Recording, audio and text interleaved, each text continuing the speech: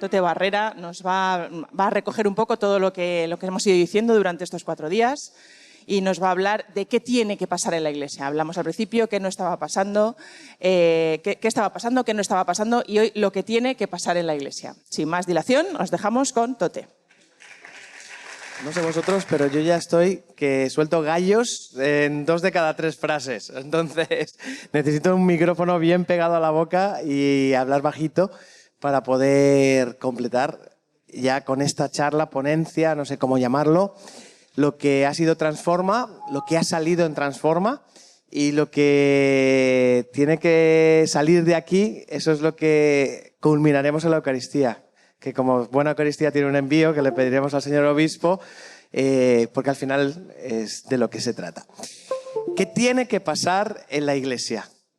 Esta es una pregunta muy pretenciosa. Josué le dice, como decía, ¿cómo va a ser la Iglesia del tercer milenio? No lo sé. Nadie sabe el día ni la hora. Nadie sabe cómo se configurarán las cosas. Hemos hecho una lectura de sueños. Hemos hecho una lectura, yo no diría doctrinal ni magisterial. Si os dais cuenta, no nos hemos detenido mucho en hablar de qué está pidiendo la Iglesia, porque presuponemos que los equipos que vienen, la gente que lleva caminando, pues sabe lo que es la conversión pastoral, sabe que la Iglesia nos llama a no dejar las cosas como están, sabe que estamos, eso sí que ha salido, ¿no?, en un tiempo de cambio, profundo, mucho más que en un tiempo de arreglos cosméticos o operación salida, como me gusta decir. Y lo hemos querido hacer así porque esta ponencia tenía que estar abierta en un sentido. En el sentido de que tenemos sueños, tenemos el corazón de la Iglesia, tenemos el corazón del pastor, en la diócesis, de los pastores, de donde venís, el corazón del pueblo. Hemos querido aunar todo y hacer esta pequeña lectura. Es una lectura no en plan, y a ver qué ha dicho la gente, y estas son las conclusiones del Congreso, no es eso, pero sí que pretende ser, pues, un escuchar. Ayer, cuando salían con los del sueño, me llamaba la atención, pues, esa conexión que había, como todo el mundo tenía un sueño que tenía que ver con una casa, con hacer un espacio. Josué había hablado de pequeñas comunidades, de lo que suponen las casas. Todo se entrelaza, nada es casualidad en el designio del Señor, y nosotros, que somos los llamados, los de la Iglesia, los rescatados también, los salvados, pues formamos este cuerpo y creo que entre todos, como decía también pues Joaquín, podemos pues acertar el tiro porque nadie tiene esto solo. Así que, dicho todo esto, empiezo donde empecé. Mejor dicho, donde terminé la charla anterior. Decíamos en ¿qué está pasando en la Iglesia? Pues que estamos ante un cruce de caminos. Es una respuesta simple. En los cruces de caminos, como se puede ver, y creo que dije, pues tenemos ahí la siega, que ya está por hacer, y el campo verde, que está por empezar. Tenemos una dirección, tenemos otra dirección. Hay 2 opciones, o 3, o las que se puedan vislumbrar. Y en los cruces de caminos, y en el cruce nuestro de caminos, que esto ha salido, encontramos la necesidad profunda de un cambio de paradigma. El cambio de paradigma que suena y resuena, parece que es una cosa epocal, pero tenemos que traducirlo también a algo eclesial. Y lo hemos traducido. ¿De qué manera? Hablando del paradigma, o no sé si se ha asociado paradigma y cristiandad, pero bueno, hemos hablado de la cristiandad y hablamos de que la cristiandad parece que muere, está muriendo, tenemos que cortar la soga, tenemos que matar la vaca. ¿Os acordáis de Javi, ¿no?, cómo ha hablado de eso, Javi García? Y esto es porque hay que dar entrada a un nuevo paradigma. El paradigma, yo lo llamo del nuevo milenio, no sé si en el latín creo que me falta alguna letra, del nuevo milenio, porque tenemos que llamarlo de alguna manera, pero eso lo hacen luego los historiadores al final. Dicen, pues cuando ya sucede algo, pues le ponen título, ¿no?, como las edades de la historia y esas cosas. Bueno, pues hasta aquí esa pequeña introducción general, por dónde va a ir esta charla. Y ahora preparaos, agárrense a los asientos, porque vamos con las cargas de profundidad. Aquí venimos a hablar en Transforma desde un deseo, desde una escucha, desde una obediencia a la Iglesia, y también pues con ese margen de experimentación. Nadie habla es cátedra, nadie sabe, como decía Santiago Pons, el futuro que nos espera, el cambio nos supera. No podemos saber más que la Iglesia nos empuja, el Señor nos llama, tenemos que dar ese primer paso y a partir de ahí Dios dirá, pero se pueden intuir cosas. En cada estadio del camino, por lo menos, siempre hay una flecha, como en el Camino de Santiago, que te dice dónde andar los próximos 100 metros o el próximo kilómetro o lo que toque. Aunque a veces parezca que no haya flechas, si sabemos leer los signos de los tiempos y el Espíritu nos da a leerlos, pues podremos seguir bien direccionados. Empiezo con un documento que uso mucho, los que me hayáis oído últimamente, sabéis que hay que partir de aquí. El documento que sacó la Congregación del Clero sobre la conversión pastoral de las parroquias hace un par de veranos. No sé si lo hacen como los políticos en verano para que nadie se entere, ¿no? Porque eso pasa con el BOE y ciertas cosas, pero es un documento muy rompedor. Define cosas o utiliza términos que parecen sugerir una pequeña ruptura o un pequeño comienzo en una vía o en una eclesiología. Os doy un ejemplo, 2 términos. Aquí se ha hablado de Trento, se ha hablado de la territorialidad un poco y en el documento se empieza a hablar del territorio existencial, haciendo referencia también a Evangelii Gaudium como el nuevo territorio donde tiene que estar la Iglesia, que puede encajar con lo del sexto continente y también más espacios que tenemos que descubrir. Se habla hasta de la cura pastoral. La cura pastoral era tema estrella en Trento. La cura pastoral, el territorio, la organización de las diócesis, es uno de los temas que sonaba. ¿Quién tiene que practicar o hacer posible pues que la gente sea acompañada? ¿Quién va a hacerlo? En una iglesia que viene, pues quizás del peligro que dice el Papa del clericalismo, hablar de cura pastoral puede ser abrir la puerta a cómo discípulos acompañan a otros discípulos también. Y el documento dice en su número 13 lo siguiente: para promover la centralidad de la presencia misionera de la comunidad cristiana en el mundo, es importante replantear no solo una nueva experiencia de parroquia, sino también en ella el ministerio y la misión de los sacerdotes. Esto lo pongo en negrita porque siempre doy charlas a sacerdotes, pero luego dice que junto con los fieles laicos tienen la tarea de ser sal y luz del mundo. Replantear. Primera palabra, ¿no? Lenguaje que está usando la Iglesia, replantear. Y no solo la experiencia de la parroquia. Ayer me decía un sacerdote amigo, ¿no? Tenéis que hablar de la parroquia. Parece que hemos hablado poco, aunque en la mesa redonda ha habido mucho, ¿no? O sea, ya se ha hablado, ya estamos con los gallos, ¿verdad? Ya se ha hablado, ¿verdad? Pero una invitación a replantear, que no a demoler, que no a invalidar. Evangelii Gaudium 28, la parroquia, es plástica, elástica, es el condicional del que hablaba Santiago Pons, que a mí me gusta decir. Yo no digo que el Papa diga que la parroquia está muerta, yo no voy tan lejos, ¿eh? Yo digo que el Papa lo pone en condicional. Sí, sigue configurándose como verdadera comunidad, seguirá siendo la Iglesia entre las casas de los hijos. Eso es una carga de profundidad, como muchas que se leen entre líneas, cuando es verdad, dices, ¿qué significa esto? ¿Que no está siéndolo o que no puede serlo?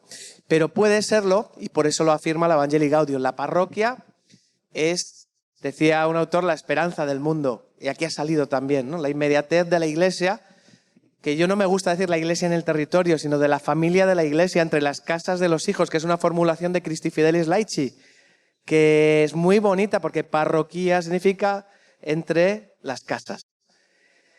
Intentamos hacer esto con la entrevista a Santo Domingo. Dijimos, oye, si en vez de hacer una entrevista a alguien para que nos cuente lo bien que le va a la parroquia, las muchas actividades pastorales que ha hecho, sus planes, sus visiones, sus métodos y todo eso, si nos cuentan cómo es su parroquia sin poder hablar de la parroquia, ¿de qué nos hablarían?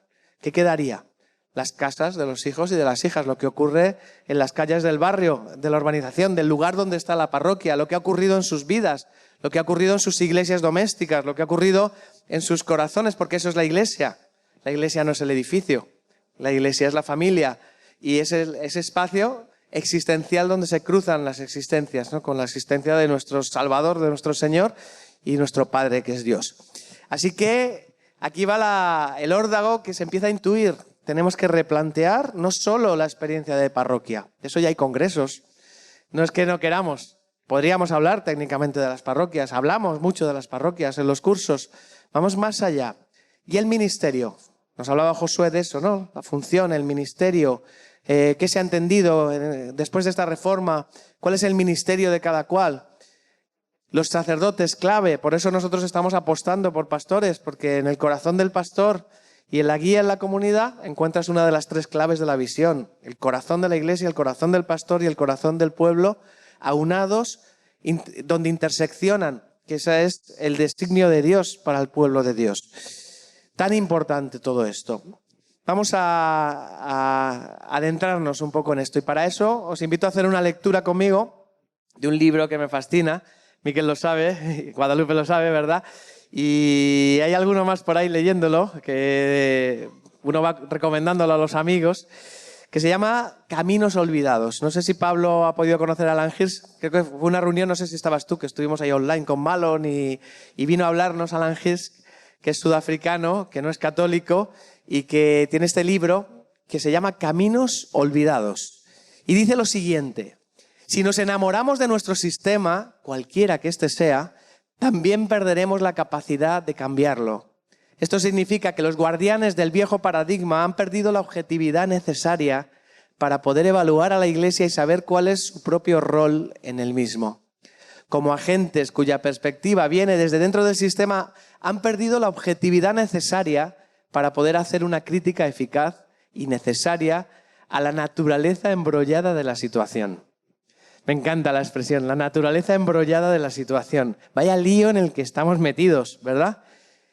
Y hay un paradigma. El paradigma siempre tiene sus guardianes. Y esos guardianes lo ven todo desde su función, del guardián del paradigma. Qué diferente de la función del episcopo, del obispo, que es discernir, no es solo vigilar, ¿no? No es solo ver, sino es guiar, es acompañar, es ser padre, es dar paternidad, ¿no? También hay una labor doctrinal, obviamente, ¿no? Guardar el depósito de la fe. Pero en las sociedades, en las organizaciones, los paradigmas, ¿cuántas veces nos hablaba José Luis de esto? Las limitaciones que nos autoimponemos, nos impone la cultura, nos bloquean y nos impiden dar el paso, ¿no? Y Alan Hirsch habla de estos guardianes como los líderes de un momento, un movimiento, una situación que ya no es o que está llamada ya a no ser, que no pueden ver la necesidad del cambio. Esto pasa, cuando algo te va bien, se dice, ¿no? ¿Cuál es el mayor enemigo del éxito futuro? Se dice. El éxito presente, la vaca. Sí, muy bien, la vaca. El éxito presente te hace engordar a la vaca y no matar a la vaca. Bueno, Eric Hoffer, reflexiones sobre la condición humana. En una época de cambio drástico, son los aprendices los que heredan el futuro. Los eruditos generalmente, se encuentran equipados para vivir en un mundo que ya no existe. ¿Nos pasa esto en la Iglesia? ¿Estamos equipados para vivir en una pastoral que ya no existe? ¿Para una pastoral de una sociedad que ya no existe? ¿Para unas costumbres, unos lenguajes, unos horarios? ¿Os suena esto al Papa Francisco? Que ya no existen y que tienen que cambiar porque hay una reforma a la que se nos llama. Ese es el lenguaje de Evangelii Gaudium, la reforma de las estructuras de la Iglesia, que viene de Evangelii Gaudium, la reforma de las estructuras caducas. Poner a toda la Iglesia en estado de misión. Reforma. Ya hay 2 palabras, ¿verdad? Replantear, reformar. Son palabras graves, son palabras que generaron en ese momento de ruptura en la Iglesia. La contrarreforma hemos hablado de Trento, ¿no?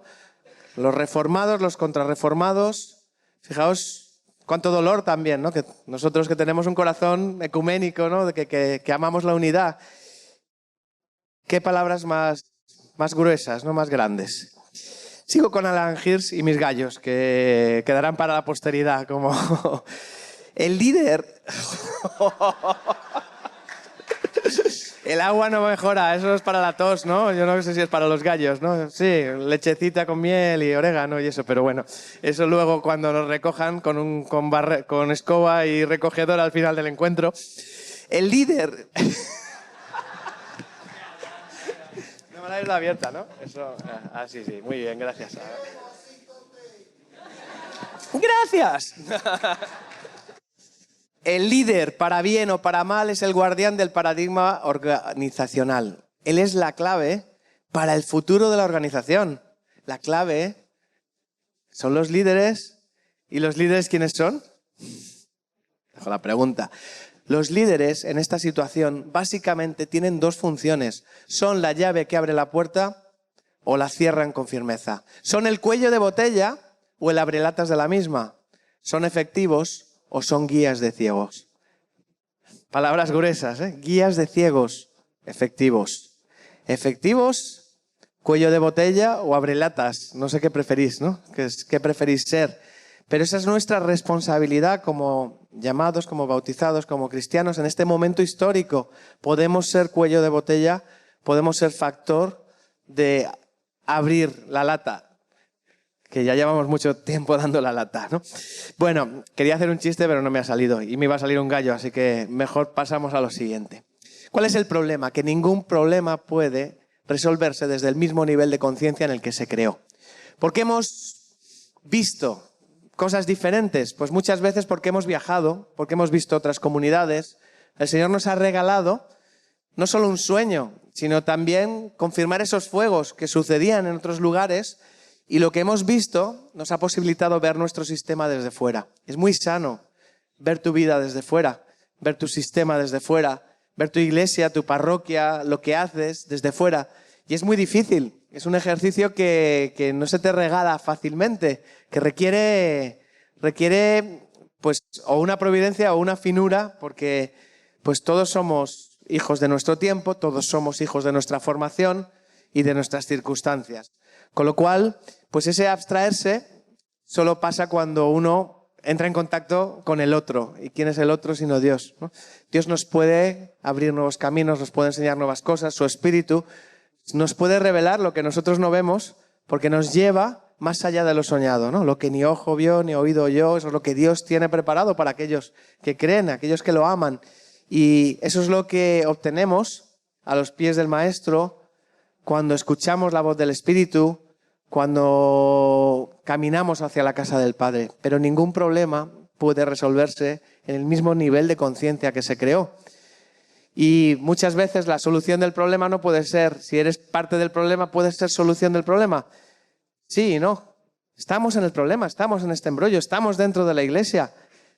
Cuando hace años hicimos una conferencia de estas, mucho menos así contundente, pero ya era pues de apertura, ¿no? Pues llegaba un sacerdote, llegó y nos dijo, ¿y entonces que llevo 40 años perdiendo el tiempo? Dices, ¿no? O sea, somos hijos de una historia gloriosa que llega hasta el final de los tiempos, cuando vuelva nuestro Señor. Y como dice Cristi, ¿no? Yo decía que había un cura que decía, ¿qué ganas tengo de que llegue la cristiandad? Y Cristi dice, a ver si llega ya Cristo, ¿no? Porque esto está, vamos, que ya es hora, ¿no? Pero ahí está el tema, o sea, que no estamos perdiendo el tiempo, que somos fruto de una historia y estamos en este momento porque hasta aquí hemos llegado, porque Dios nos ha traído hasta aquí. Y ahora nos toca ser parte también de la solución. A lo mejor, como decía Santiago, ¿no? Pues esto lleva varias generaciones. No es un problema de una generación. A lo mejor en el concilio, pues hoy se ha hablado también, ¿no? Pues entramos mucho, ¿no? En soluciones, no soluciones, pugnas, caminos que luego vimos que no, muchas cosas así, ¿no? No es solo ese problema.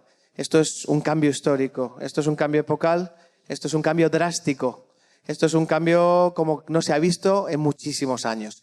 El shock del futuro, Alvin Toffler, uno de estos futuristas en el buen sentido, no de estos que leen la bola de cristal, sino que se dedicaban a investigar, ¿no? a pensar.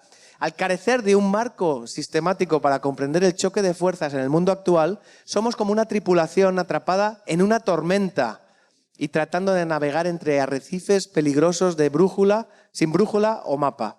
En una cultura de especialidades en conflicto, ahogados en datos fragmentados y minuciosos análisis, la síntesis no es meramente útil, es crucial. Me encanta esta cita porque cuando la leo pienso en la iglesia. Estamos atrapados en medio de un choque de fuerzas en un mundo que se está convulsionando nos parece como no se ha visto en mucho tiempo. Por más paralelos que haya en la historia, es el nuestro y nos parece que esto no ha pasado. Estamos atrapados en una tormenta, tratando de navegar en medio de ella.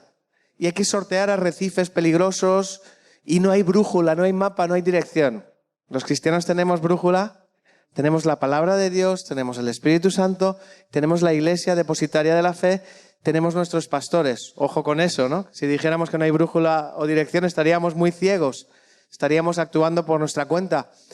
Pero sabemos leerlo porque a veces uno tiene la brújula. No sé si habéis visto la película de Tom Hanks, el náufrago. Este hombre que cae en una isla desierta, acaba saliendo y cuando llega por fin a casa se ha guardado un paquete que le recordaba el por qué estaba allí y creo que en la película no sale lo que hay en el paquete, pero luego toda la gente en internet se dedicó a hacer memes y claro, en el paquete que había una brújula, un teléfono GPS y podía haber salido de ahí. Lo tenía, pero no sabía que lo tenía ahí, ¿no? Es un buen final para la película, ¿no? El tío era como...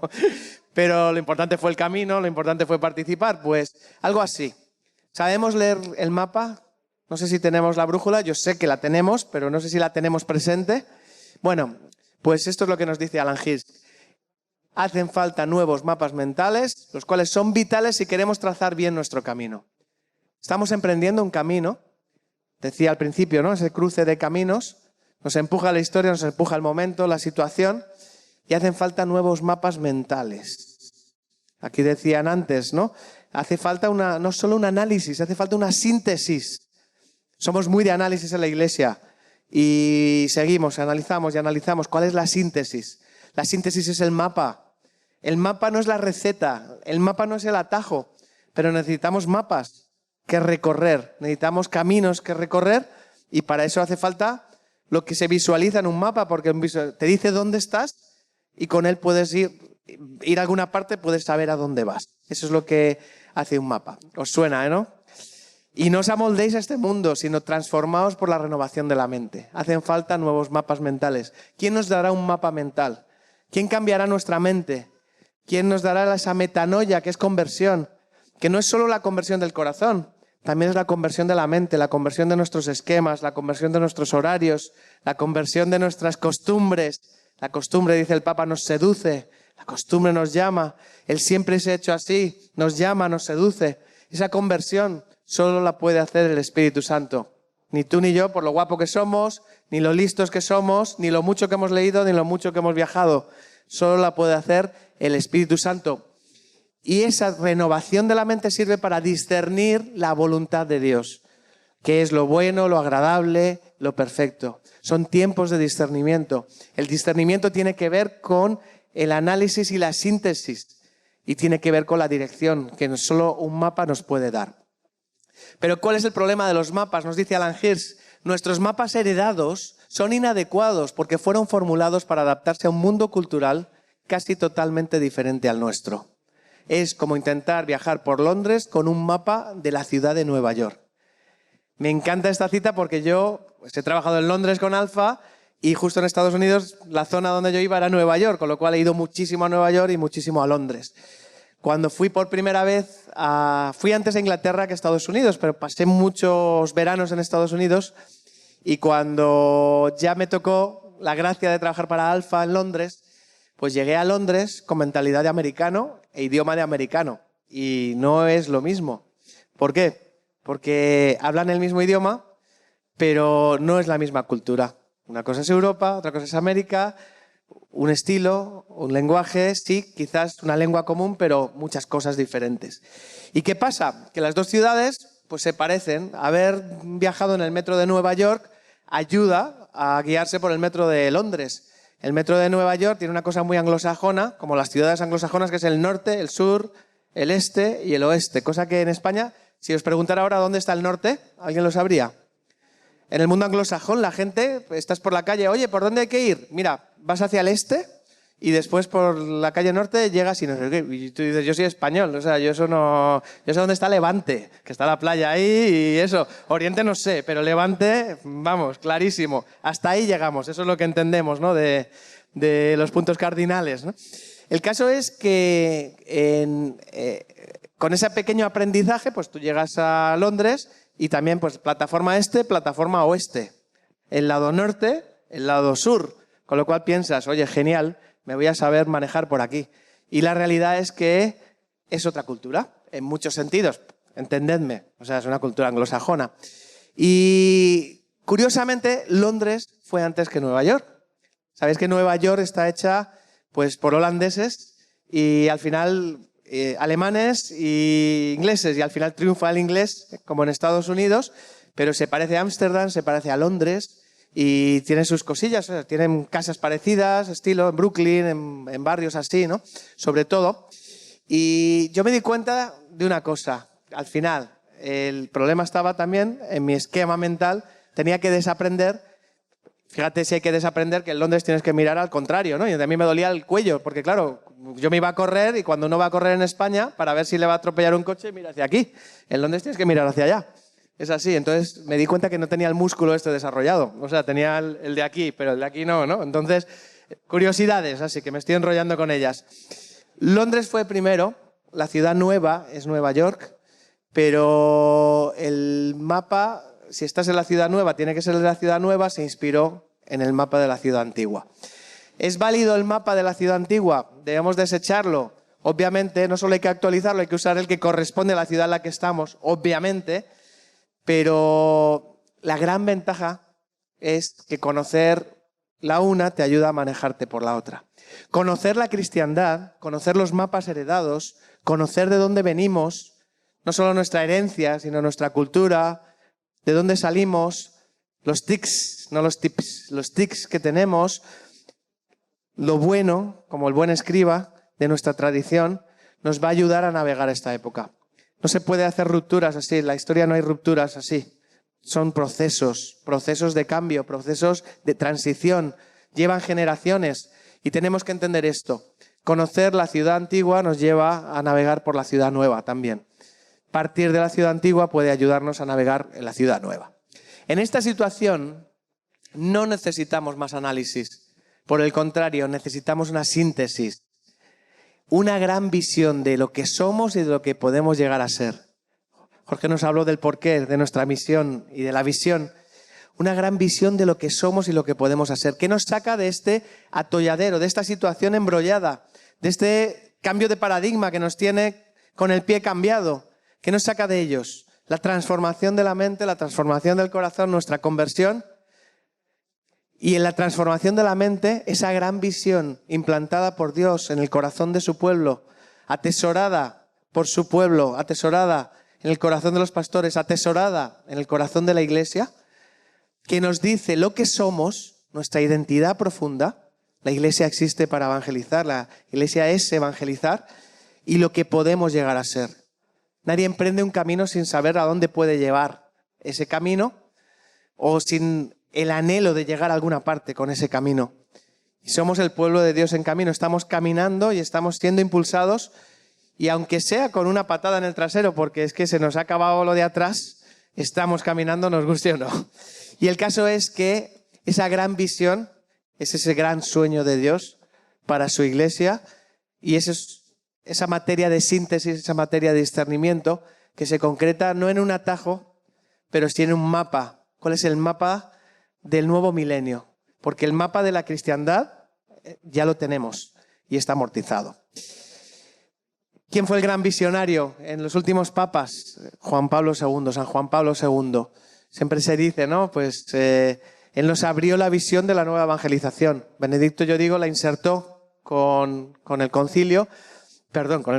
sínodo de 2012, y Francisco es un papa de realización. En el documento del nuevo milenio Neunte, el Papa Juan Pablo se encuentra a mitad de dos milenios. Como el Moisés sabe que él no va a llegar, o que si llega se va a quedar a las puertas. Y es una visión que proféticamente da a la Iglesia, el año jubilar, el nuevo milenio, tercio milenio, y podemos imaginarnos al Papa pues viendo esos 2 milenios y qué será. Y ahí es esa pregunta que a todos nos bulle: ¿qué será la Iglesia del futuro, ¿no? ¿Qué será la Iglesia en el tercer milenio? Y dice unas cuantas cosas así, no consecutivas. Dice, ahora tenemos que mirar hacia adelante. Debemos remar mar adentro, duc in altum, confiando en la palabra de Cristo, duc in altum. Nos espera pues una apasionante tarea de renacimiento pastoral, una obra que implica a todos. Tercera palabra, renacimiento pastoral. Replantear, reformar, renacer. Renacimiento pastoral. Es mucho lo que nos espera y por eso tenemos que emprender una eficaz programación pastoral posjubilar. Me encanta que hablen de eficacia. Se pueden hacer las cosas bien, con excelencia. Podemos programar, podemos ser profesionales por una vez. No se trata pues de inventar un nuevo programa. El programa ya existe. Es el de siempre, recogido por el Evangelio y la tradición viva. El programa ya existe. No nos lo hemos inventado, no hemos inventado la pólvora. El programa es el Evangelio, el programa es la tradición viva de la Iglesia, actualizada a este momento, esta coyuntura, esta situación. Ese es el mapa definitivo, ¿no? En la palabra, en la tradición, la fe recibida. Pero dice Alan Hirsch, necesitamos refundarnos mucho más de lo que necesitamos reformarnos. No sé si os habéis dado cuenta, pero cada vez que se quiere forzar una ruptura o cada vez que hay una ruptura dramática, hablamos en términos de reforma. Hay que cambiar esto, hay que mal está la iglesia. Yo que crecí en congregaciones marianas, siempre estamos, qué mal está la congre, ay, qué tal, ay, qué cual. Luego estuve en otro grupo, ¿no? en los carismáticos, ay, qué mal está el grupo, ay, qué tal. Siempre estamos así, como con un lenguaje de reforma. Y ese no es el lenguaje del Evangelio. Yo hago nuevas todas las cosas. Hay que nacer de nuevo, hay que nacer del agua y del Espíritu. Hemos de refundarnos, hemos de ser refundados, hemos de ser transformados, refundados a imagen y semejanza de aquel que nos llamó para ser eso a lo que Él nos llama. Esa es la refundación de la Iglesia. ¿Se puede volver a nacer de nuevo siendo viejo? ¿Puede un hombre de 70 años seguir soñando? ¿Puede soñar toda su vida una iglesia de 2000 años, de 500 años de cristiandad? ¿Podemos seguir soñando? Debemos seguir soñando. Te deseo que sigas soñando muchos años y mueras joven en sueños y viejo en años. Algo así decía la locución que escuchamos, ¿verdad? Tengo un sueño. Necesitamos refundarnos. Yo hago nuevas todas las cosas, pero no solo a ti. Hago nueva tu casa, tu parroquia, las estructuras de la iglesia. Yo hago nuevas todas las cosas. Y aquí, lo que ha salido, hemos hablado mucho de la iglesia primitiva, hemos hablado de las primeras comunidades, y en el ambiente, en los sueños, vemos el oikos, vemos la casa, vemos la necesidad de comunidad, el anhelo de discipulado. No es que profundizar en el pasado no sea parte de la solución. Hay muchas modas, muchas tendencias. Ante la amenaza de la ruptura, ante la incertidumbre del cambio, volvemos y rebobinamos a la seguridad de aquello que conocemos, allá donde estuvimos a gusto, calentitos y tranquilos, a la cristiandad comodona, pero que es una cristiandad que está muerta. Y queremos volver y confundimos el traje con la persona, el hábito con el monje. No es que profundizar en el pasado no sea parte de la solución, que lo es. Siempre hay que volver al inicio, siempre hay que volver al momento fundacional. Siempre hay que volver a Pentecostés, siempre hay que volver a la hora primera cuando Jesús llamó a los discípulos. De lo que se acuerdan los discípulos es del día que los llamó en el momento de la crisis. Era la hora tercia. Ven y sígueme. Ese es mi fundamento, esa es mi fundación, ¿no? Lo que ocurre es que no solemos retroceder lo suficiente, lo necesario, o mejor dicho, no cavamos lo suficientemente hondo para encontrar respuestas. ¿Cavamos lo suficientemente hondo como iglesia? ¿Nos atrevemos a cavar y que parezca que el suelo se cae de debajo de nuestras piedras? ¿Nos atrevemos a cambiar no solo horarios, a cambiar espacios, a cerrar espacios, a dejar de pagar servidumbres a una cristiandad que sabemos que es un barco a la deriva, que está navegando entre tormentas y que no es la iglesia? La iglesia vencerá. Nos dice el Apocalipsis, la iglesia vencerá. He aquí que yo he venido y yo he vencido al mundo. Y por eso, a mí me resulta muy evocador, esto lo conoceréis, mirar sueños pasados y pensar en los sueños futuros. Y os ayudo a navegar un poquito por esta imagen. La conocéis, ¿verdad? El sueño de Don Bosco, ¿no? Yo creo que me voy a arriesgar a decir esto y luego me lo van a criticar los historiadores de la Iglesia, pero tenemos muchas cosas del siglo XIX porque hubo un gran renacimiento en un momento dado y vivimos incluso a nivel de devociones y de cosas, pero había un contexto, ¿no? Un contexto de modernidad que está acabando ahí, que, bueno, pujante entre comillas, un contexto de una iglesia que se siente arrinconada, que se siente encerrada, que se siente atacada por la modernidad. Y en ese contexto, el sueño de Don Bosco es la nave segura de la iglesia. ¿Veis ahí el navío de la iglesia? Capitaneada por el Papa y sus cardenales.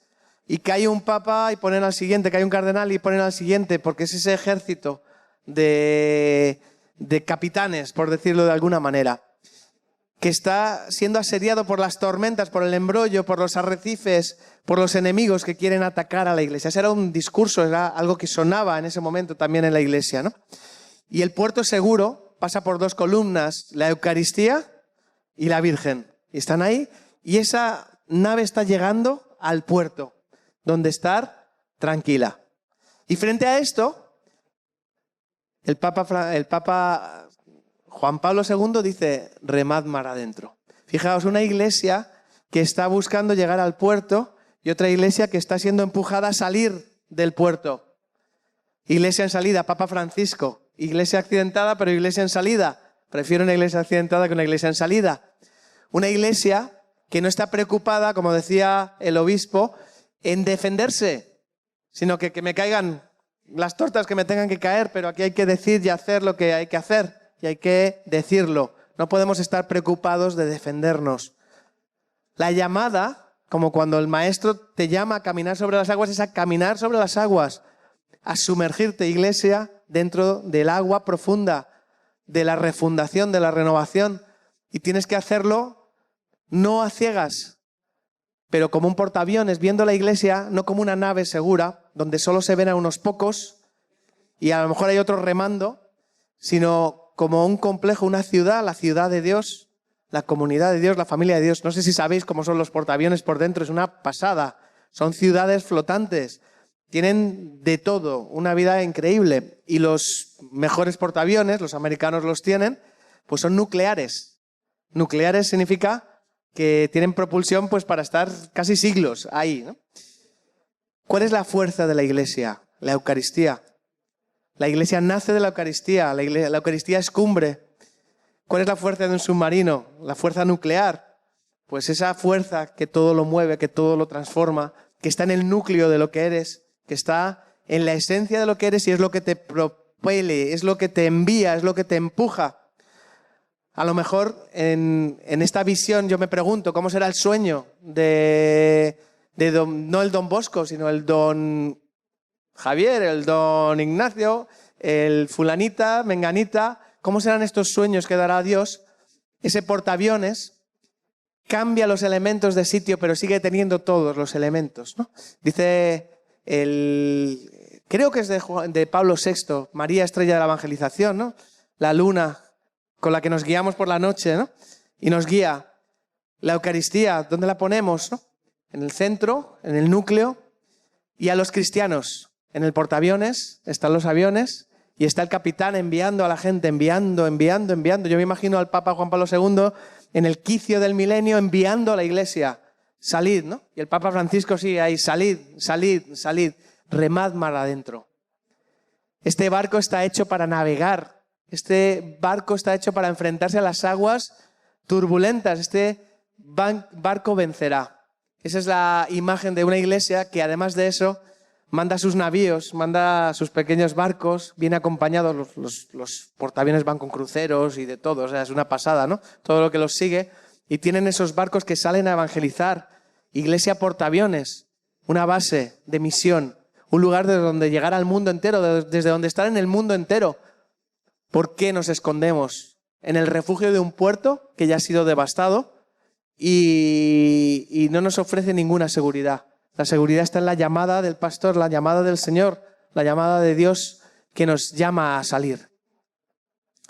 Y por eso esto, con lo que empezaba, para promover la centralidad de la presencia misionera de la comunidad cristiana en el mundo. Esto se trata también del mundo. La comunidad en medio del mundo. Tenemos que replantear no solo la parroquia, sino los ministerios. Los ministerios sacerdotales, los ministerios. ¿Qué vamos a hacer? ¿Vamos a abolir todo? No, tenemos que profundizar. A los sacerdotes les decimos, necesitamos guías, necesitamos que seáis cabeza, que seáis pastores. A los laicos les decimos, necesitamos que seáis corresponsables. Sacerdotes, profetas y reyes por el sacerdocio común también lo somos. Necesitamos acompañarnos, necesitamos hacer de esto algo de todos. Ese es el camino de la parroquia, ese es el camino de la comunidad, ese es el camino de la familia de Dios, para poder ser sal y luz del mundo. Ahí está la llamada. ¿Nos estamos replanteando la misión? No, estamos discerniendo la misión. Necesitamos cambiar el mapa, necesitamos cambiar el paradigma. Solo el Espíritu Santo puede cambiarlo y nosotros estamos intentando entender esto, fiados por la voz del pastor que nos llama a salir y a remar mar adentro. Están aquí los músicos, pero todavía falta un poquito, ¿vale? Pero muy bien que estéis ahí. ¿Cómo sucederá? ¿Cómo sucede la renovación eclesial? Ya hemos establecido pues que está en el lenguaje. Reforma, quizás replantear, mejor refundar. ¿Cómo sucede la refundación eclesial? ¿Podemos volver a nacer de nuevo? ¿Puede un hombre de 70 años seguir soñando? ¿De 80, de 90? ¿Puede una iglesia de 500 años seguir soñando? ¿Puede una iglesia de 2000 años seguir soñando? ¿Qué es lo que pasa y ha pasado en la historia con los movimientos, con las nuevas olas, las olas de Dios, esas olas que hablábamos el primer día, que solo Dios da? Primero viene la Génesis, Terminator, ¿no? Génesis, ¿os suena eso, no? Así, cuando todo empieza a bullir, ¿no? Después de la Génesis, la estabilización, lo que nos contaba Josué, ¿no? Cómo triunfa el cristianismo dentro del Imperio Romano, la Génesis, la estabilización. Todo se propaga, todo se estipula, todo se cristaliza a veces y inevitablemente siempre llega después el declive. Porque somos humanos, porque estamos sujetos a cambio, porque estamos sujetos a decadencia. Las organizaciones están sujetas a decadencia. La única extraterrestre es la Iglesia, que sí que tiene decadencia, pero permanecerá, triunfará y tiene en su seno al Dios del universo, con lo cual vamos sobre seguro. Estamos acostumbrados, y lo hemos visto, ¿no? Un carisma, un santo, una nueva ola en la iglesia, crea un movimiento. Esto ha pasado, esto pasará, esto pasa. Después, ¿cuál es el problema? Que el movimiento se institucionaliza, esto lo dice el Padre Malone, y se convierte en un museo. ¿Cuántas de nuestras iglesias y de nuestras parroquias son un museo de lo que la cristiandad fue? ¿Cuántas de nuestras costumbres son un museo? Y hemos pasado de convertirnos en actores de un movimiento que está en génesis, que está en crecimiento, que está en expansión, a convertirnos en guardianes del paradigma del museo.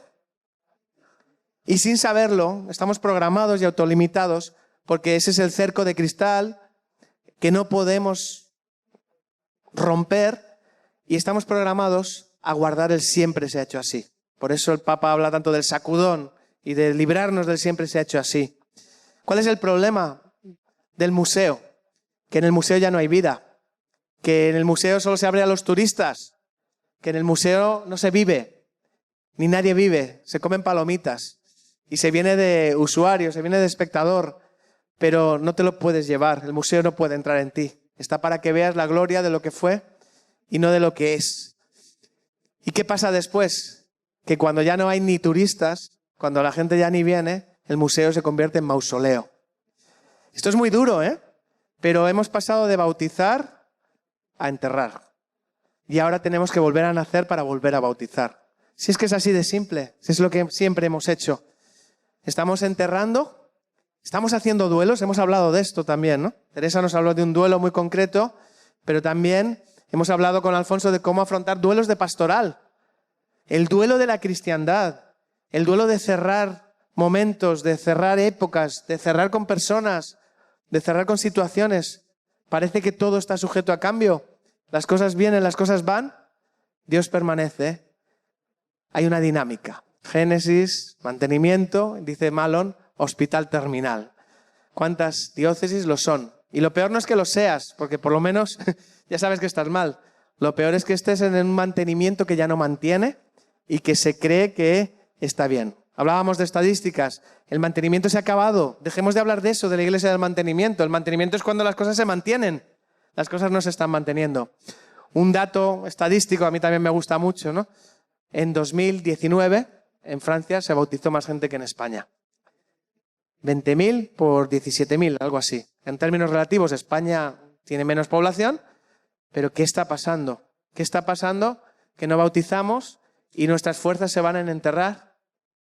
Suena muy feo o suena muy mal, pero tenemos que enfrentarnos a esta situación. Bueno, la buena noticia, no nos vamos a poner así, tan así. Esto es una teoría, la de los 2 saltos, que también usa Malon en Más allá de la parroquia.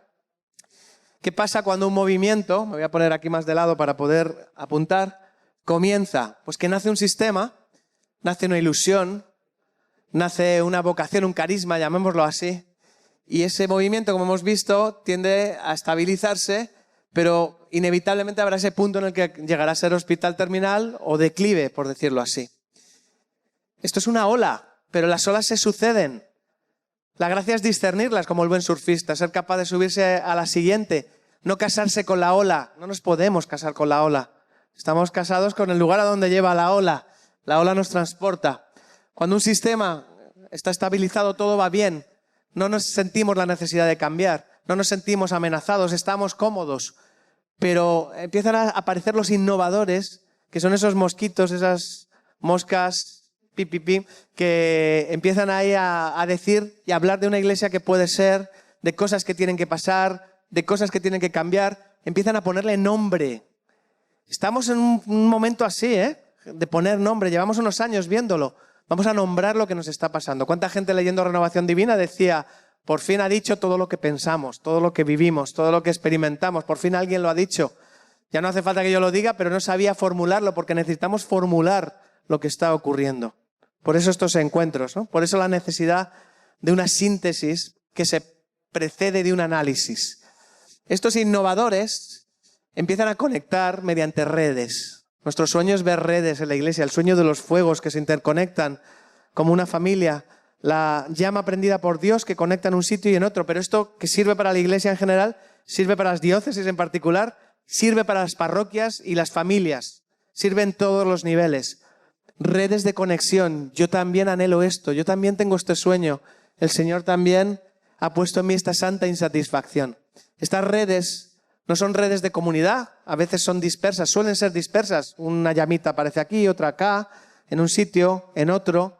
Nosotros aquí hemos visualizado pues las llamitas de nuestra historia, cómo nos hemos entrecruzado, cómo el Señor nos ha encontrado, ¿no? Ahí.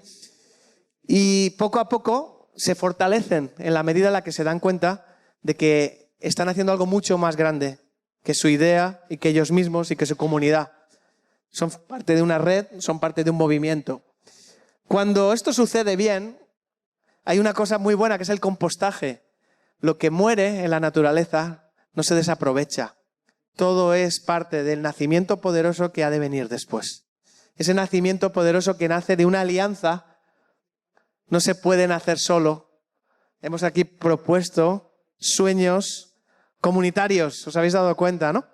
Esa alianza se llama la comunidad, se llama la iglesia, se llama la familia de Dios. Esos innovadores y ese compostaje empiezan a crear el impulso que es subterráneo, que va cambiando sin cambiar las cosas, porque todavía el sistema está aquí y entramos en transición. Un momento en el que estamos entre medias, en el que conviven las generaciones, en el que conviven las visiones, en el que hay mucha confusión a veces y poco pastoreo también, en el que hace falta una claridad porque la gente se siente amenazada, porque me han cerrado el chiringuito, porque ¿qué vamos a hacer si la pandemia nos ha vaciado el cepillo? ¿Y ahora qué hacemos si no hacemos misas porque no viene gente? ¿Y quiénes somos entonces? ¿Cuál es nuestra identidad? La Iglesia existe para evangelizar. Esa es la identidad más profunda de la Iglesia. La Iglesia existe para evangelizar. Pablo VI, Benedicto XVI, la Iglesia existe para evangelizar. En esta transición, estas comunidades de práctica se alimentan, estas redes se alimentan mediante comunidades de práctica. ¿Qué estamos viendo en España? Yo hablaba al principio que en la práctica del primer anuncio, en la práctica de los métodos, se ha generado ya una comunidad de práctica. Cuando nosotros empezamos con Alfa éramos los raros que llamábamos a la puerta de la gente para que hicieran primer anuncio. Ahora, gracias a Dios, hay muchos más métodos y Alfa todavía sigue. Yo creo que Alfa ha sido catalizador, pero bueno, claro, cada uno lo que le toca, ¿no? Pero sin ser labor nuestra ni de nadie en concreto, es que el Señor ha querido usarlo así y se han despertado muchos más métodos. Y en todas partes, yo preguntaba en el taller, ¿quién está practicando un método? ¿Quién ha pasado por un método? 60-70% de la gente de la iglesia ha pasado por un método. Todos estamos en algo que se está cociendo y vemos que esa red está sucediendo y hay un cierto alimentarse. Aquí nos la jugamos en el alimentarse. Cómo alimentar, cómo guiar, cómo acompañar, porque hay mucho huérfano en la calle, mucha gente que se ve obligada a picotear aquí y allá. ¿Por qué? Porque en la iglesia hay mucha orfandad. Necesitamos la figura del pastor, del obispo. Necesitamos recuperar la figura de la paternidad en ese sentido de la iglesia. Porque si no estamos solos y si no estamos perdidos. De esta transición, cuando ya esta ola fenece, nace la iluminación, la luz de la nueva ilusión, que en realidad es esta también, porque la historia se concatena. Un nuevo movimiento, una nueva génesis, una nueva situación, un nuevo sistema, una nueva estructura de pastoral que se convierte en un sistema de influencia. Los innovadores influían por lo subterráneo. En el nuevo sistema, pues el nuevo sistema triunfa. ¿Cómo será la nueva iglesia del milenio? ¿Cómo será la parroquia del tercer milenio? ¿Cómo será la comunidad cristiana del tercer milenio? No lo sabemos. ¿Cuál triunfará? ¿De qué manera? ¿En qué fórmula? La iglesia nos da pistas. La parroquia, comunidad. La eclesiología de los discípulos, misioneros. Cosas que van sonando, ¿no? No es inventarse nada. Es ahondar en un pasado. Es ahondar en una tradición. Es volver a la esencia de lo que somos. Es una imagen poderosa de lo que somos y de lo que podemos llegar a ser. Pero ya somos.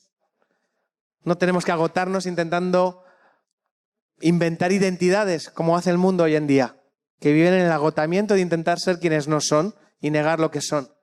Tenemos que subirnos a esta ola y tenemos que alimentarnos estimulando esta red, esta práctica, haciendo de lo mejor de una iglesia que muere y de una iglesia que nace, validando ese suelo fértil, fecundado por todos los que nos han precedido. Hebreos, ¿no? Cuando se habla en Hebreos, ¿no? Acordaos de vuestros dirigentes, acordaos de su fe, acordaos de todo lo que sufrieron, de todo lo que siguieron, de la promesa que esperaron, la promesa que anhelaron, acordaos de ellos. Me dicen que queda poco tiempo, estamos casi allí. Poco más hay que decir. Solo quería recordar que ese hilo que hemos seguido aquí es un hilo que nos ha entretejido. Hemos querido hacerlo visible, no sé si lo habéis podido intuir, yo creo que se veía, ¿no? Y las últimas palabras de refundación, ¿no?, que suenan, ¿qué ha sonado por aquí? Jóvenes, hackear la pastoral, necesitamos jóvenes, necesitamos evangelizadores, líderes que apunten a Jesucristo y seguir a Jesucristo. Necesitamos unirnos como arqueros para la gloria de Dios, para acertar el tiro. La potencia de fuego solo es potencia cuando estamos unidos y disparamos desde el mismo sitio. Para esto hay que desaprender lo conocido, para emprender este nuevo camino. Necesitamos esa renovación de la mente. El cambio nos supera, es mucho mayor que nosotros, es mayor que nuestra generación. Pero tenemos que avanzar, tenemos que dar un paso. Y el paso lo das por el porqué. El porqué para nuestra misión. El Señor nos llama. Y hemos de encontrarnos y mirarnos cara a cara con un sueño que se nos ha regalado. El sueño de Dios sucederá en aquellos días que derramaré mi espíritu sobre toda carne. Y vuestros hijos y vuestras hijas, eso está en el corazón de todos, vuestros hijos y vuestras hijas profetizarán, vuestros ancianos soñarán sueños, vuestros jóvenes verán visiones. Es raro hablar de visión en la iglesia cuando la Biblia está llena de visión, visión, visión y sueños. ¿Somos idealistas por hacerlo? ¿O estamos siendo obedientes y siguiendo la voz del Señor que nos llama a adentrarnos? Decía Josué, una de las cosas que es un problema en la iglesia, la comunicación. ¿Cómo estamos comunicando? Monseñor Munilla nos hablaba no de comunicar en redes, cómo comunicar a la iglesia. Por supuesto, ¿no? Hay tema aquí. Vamos a ya recoger todo esto, ¿no? Final del Evangelio de Juan, Juan 21. Me encanta, ¿no? Esta iglesia que se tiene que sumergir en una noche para despertar a un nacimiento poderoso en una nueva mañana. Esta iglesia que se ha pasado remando toda la noche, infructuosamente, viendo una infecundidad de unos sistemas, de una catequesis, de unos caminos, de unos mapas que ya fueron y que no tienen por qué ser los de ahora. Esta iglesia que una vez más es capaz de escuchar la voz del Señor, que les dice tirad las redes por aquí, al otro lado. El Señor está ahí con su fuego, preparándonos el alimento que Él nos da. Es de Él de quien nos alimentamos, es a Él a quien comulgamos. Y nos llama, una vez más, a redoblar, pero no redoblar el siempre es hecho así, sino ese afinar el oído y hacer lo que Él nos dice, hacer lo que Él nos ha dicho. Eso es ser discípulo. Es lo que nos dice Mateo 28, ¿no? Enseñad a la gente a hacer lo que yo he mandado, lo que yo he dicho. Enseñad a la gente a seguir mi voz. Seguir la voz del Señor es hacer lo que nos cuentan en Lucas 5. Cuando estaban en la barca, en aguas más profundas, donde les dice el Señor que echen las redes, a pesar de haber estado trabajando toda la noche, el Señor les dice, remad mar adentro, adentraos. Iglesia, adéntrate. Iglesia, métete hasta las trancas en el agua. Diócesis, parroquia, familia, comunidad, atrévete a mojarte. Atrévete a mojarte. Una vez más, que tengo 70, 80, una vez más, que tengo 20, por primera vez, que tengo 10, que tengo 1, ¿no? Aquí que tenemos también. Por primera vez, por segunda, por enésima vez. Atrévete a meterte en las aguas del bautismo. Estoy convencido de que volviendo al bautismo profundizaremos, naciendo de nuevo, encontrando al Señor en Pentecostés.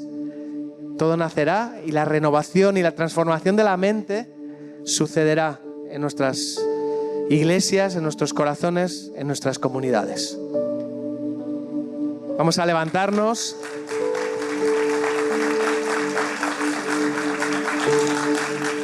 Y vamos a orar. Vamos a pedir Espíritu Santo que nos prepare para esta Eucaristía. Y vamos a pedir al Señor que nos dé esta gracia de sumergirnos, de remar mar adentro.